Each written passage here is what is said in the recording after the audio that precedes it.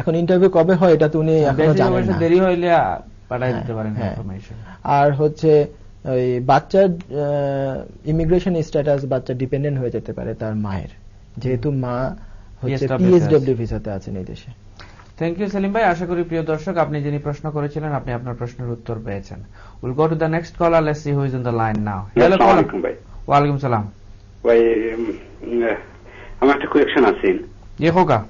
আমি প্রতি সপ্তাহে আপনার প্রোগ্রাম দেখি, আপনার আলোচনা করা ঠিক আছে, আমি বিষয়ে আছি, থ্যাংক ইউ, নেক্সট কোনো প্রবলেম হইছে না, বাট আমার স্পেসিফিক কোয়েকশনটা হচ্ছে গিয়ে ওই যে ইনকামটা, আমি যখন আইছি তখন আমার ওয়াইফে কাম করতা, এখন তো উনি কাজে নাই, আমি কাজ করতেছি পার্ট টাইম 24 আওয়ার, আমার ইনকাম হচ্ছে 160 পাউন্ড, আর আমি হাউজিং বেনিফিটও নেই, কাউন্সিল ট্যাক্সও পাই।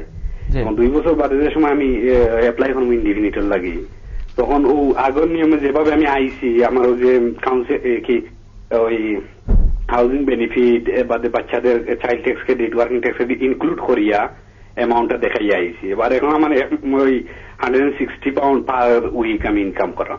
ওকে জনাব, আপনার ওই কাজের ইয়েটা পয়সাটা কি সেমটা হবে ওই 2 বছর বাদে অ্যাপ্লিকেশন না হয় আমারও 18,600 ফুলফিল করি আমরা ইয়ে করা লাগবে। এই মুভমেন্টও যে হাউজিং বেনিফিট আর কাউন্সিল ট্যাক্স গুলো নিতেছি, এটা জনাব আপনার প্রশ্ন আমি বুঝতে পারছি, আপনি আবার খোয়া লাগতো না, বাট আমি যে জিনিসটা জিজ্ঞাইতাম স্যার, আপনি হাউজিং বেনিফিট আপনার নামে নিরা না আপনার ওয়াইফে নিরা? না, আমার ওয়াইফে নিরা।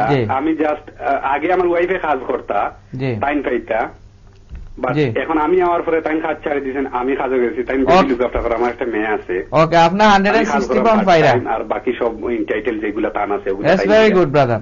160 পাউন্ড আপনি ইনকাম করার পার্সোনালি? জি। Okay, thank you. আপনার দুইটা আপনার বিষয়টা আমরা পুরো বুঝতাম পারছি, সো ডোন্ট ওয়ারি। আপনি পুরানা নিয়মেও থাকবা, নয়া নিয়মে যাইতা নাই, তারপরে আমি আলোচনা করবো জিনিসটা লইয়া। আপনার টেলিভিশন দেখতে থাকবো brother, thank you. Again the same question. এখন এই ভদ্রলোকের ওয়াইফ হাউজিং বেনিফিট নিতেছেন, চাইল্ড ট্যাক্স ক্রেডিট এবং অন্যান্য বেনিফিট গুলো নিতেছেন, বাট উনার নিজের ইনকাম আছে 160 পাউন্ড পার উইক। এটা উনি আগের নিয়মে যারা অলরেডি ভিসা পেয়েছেন বা আগের নিয়মে যারা ভিসা আগামীতে পাবেন, এই 9 জুলাইয়ের আগে অ্যাপ্লিকেশন করে যারা এই আগের নিয়মে ভিসা পাবেন, তাদের এই ইনকাম থ্রেশহোল্ড নিয়ে চিন্তা করার তেমন কোনো কারণ নাই।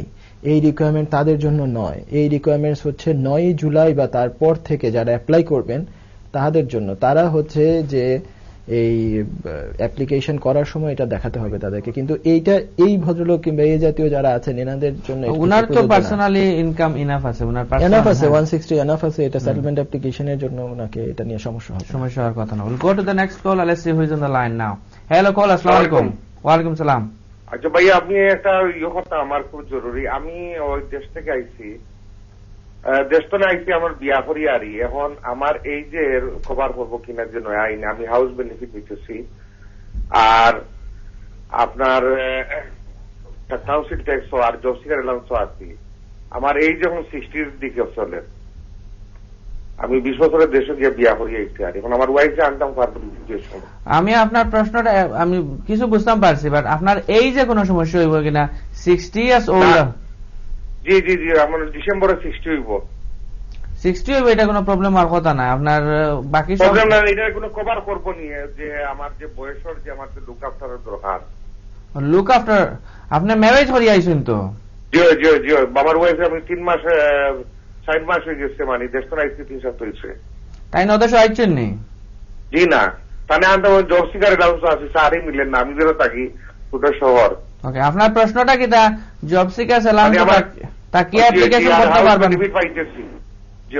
আপনার প্রশ্নটা ওটা নেই যে আপনি জব সিকার অ্যালাউন্স তা কি আপনি অ্যাপ্লিকেশন করতে পারবেন না? আপনার প্রশ্ন হইল কি যে আমার যে বয়স, এই বয়সে কোনো প্রবলেম হইব না? কোনটা আপনার প্রশ্ন? না না, বয়সটা কভার করবো নি যে আমার 60 এর ডিসেম্বর হয়ে যাইব। আচ্ছা ঠিক আছে, আমি মোটামুটি বুঝলাম। আমি যে সহজভাবে কিভাবে আনা যায়, খাস করে আনা যাইব নি, কাজ তো হওয়া যায় না, এখন তারাও দিতে পারেন না। ওকে, থ্যাংক ইউ জনাব। আর কোনো প্রশ্ন আছে নি? না, ওটা হইলে আমার ওয়াইফে কিভাবে আনতে পারি সহজভাবে। ওকে, থ্যাংক ইউ। আপনি টেলিভিশন দেখতে থাকো, আমরা ব্যাপারটা নিয়ে আলোচনা করবো।